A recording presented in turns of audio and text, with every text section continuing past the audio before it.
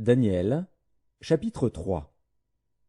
Le roi Nebuchadnezzar fit une statue d'or, haute de 60 coudées et large de 6 coudées. Il la dressa dans la vallée de Dura, dans la province de Babylone.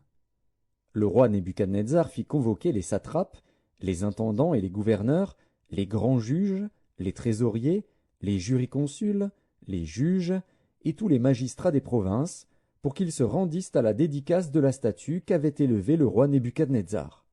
Alors les satrapes, les intendants et les gouverneurs, les grands juges, les trésoriers, les jurisconsuls, les juges et tous les magistrats des provinces s'assemblèrent pour la dédicace de la statue qu'avait élevée le roi Nebuchadnezzar.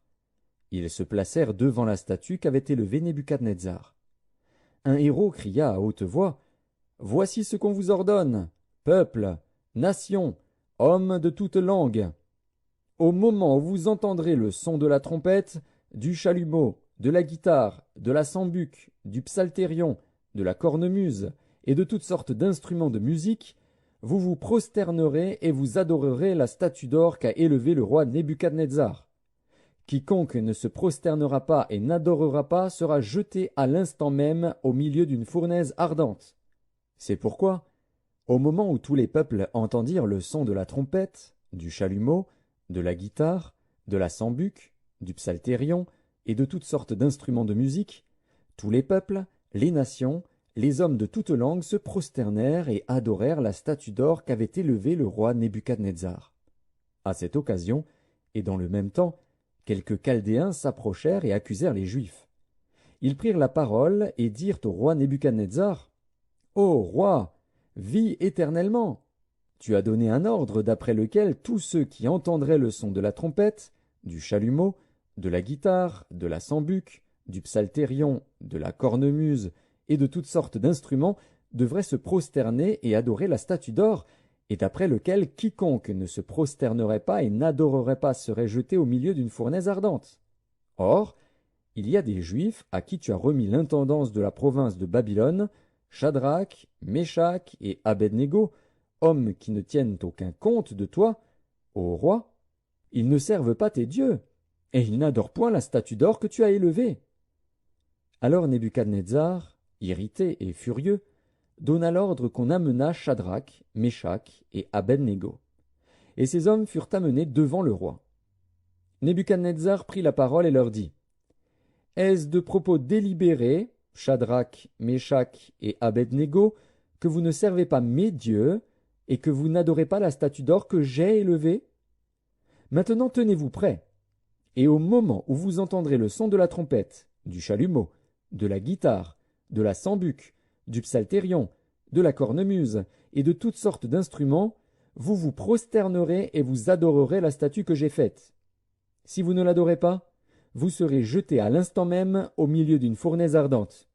Et quel est le Dieu qui vous délivrera de ma main? » Shadrach, Meshach et Abednego répliquèrent au roi Nebuchadnezzar, « Nous n'avons pas besoin de te répondre là-dessus. Voici, notre Dieu que nous servons peut nous délivrer de la fournaise ardente, et il nous délivrera de ta main, ô roi.